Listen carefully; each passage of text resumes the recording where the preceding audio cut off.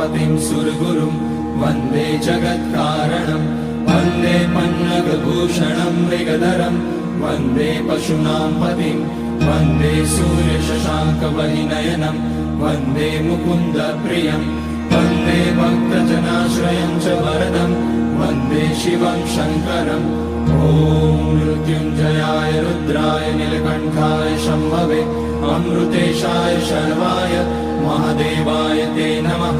नमस्तेऽस्तु भगवन् विश्वेश्वराय महादेवाय त्र्यम्बकाय त्रिपुरान्तकाय त्रिकाग्निकालाय कालाग्निरुद्राय नीलकण्ठाय मृत्युञ्जयाय सर्वेश्वराय सदाशिवाय श्रीमान् महादेवाय नमः। ॐ नमः शम्भवाय च मयोभवाय च नमः शङ्कराय च मयस्कराय च